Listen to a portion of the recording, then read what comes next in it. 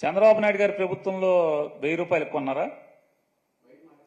కాదండి, నేను అనేది చంద్రబాబు నాయుడు గారు ముఖ్యమంత్రిగా ఉండగా తిరుమల తిరుపతి దేవస్థానం అంటే చంద్రబాబు నాయుడు గారి నాయకత్వంలో ఆయన దస్తూరితో ఆయన సంతకంతో ఎగ్జిక్యూటివ్ ఆఫీసర్గా చైర్మన్గా ఉద్యోగాలు సంపాదించినటువంటి బాడీ ఎంతకి కొంది?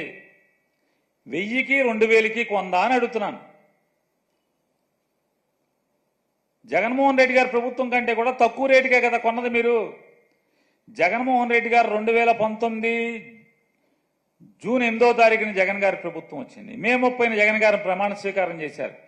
జగన్ గారు ముఖ్యమంత్రిగా ప్రమాణ స్వీకారం చేసే తర్వాత చంద్రబాబు నాయుడు గారు ఉన్నప్పుడు ఆ చివరి మాసాల్లో రేట్లు చూసుకోండి, మీకే తెలుస్తాయి కదా.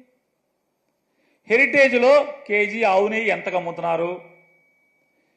హెరిటేజ్లో 1 కేజీ ఆవు నెయ్యి ఎంతకు అమ్ముతున్నారు? 400 చిల్లరకే కదా. 400 చిల్లరకే కదా. ఏదైతే ఈయన మాట మాటకి నందిని నందిని నందిని అని మాట్లాడుతున్నాడు కదా, ఆ నందిని ఆవు నెయ్యి ప్యాకెట్లో ఎంతకు అమ్ముతున్నారు మార్కెట్లో? ఈ రోజైనా సరే 400 చిల్లరే కదా. అంటే కొట్లోళ్ళకి కమిషన్ ఇచ్చి, ఏజెంట్లకు కమిషన్ ఇచ్చి, C&F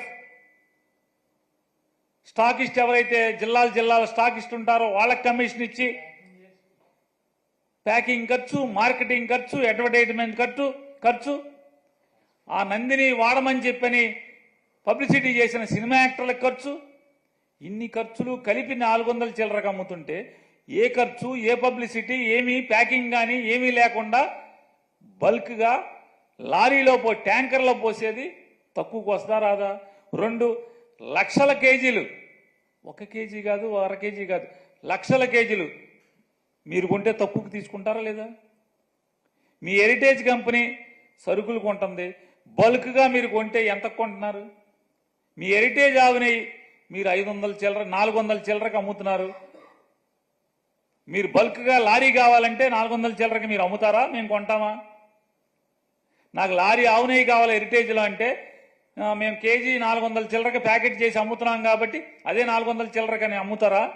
అమ్మితే ఎవడన్నా కొంటాడా? లారీ ఆవు నెయ్యి కావాలంటే.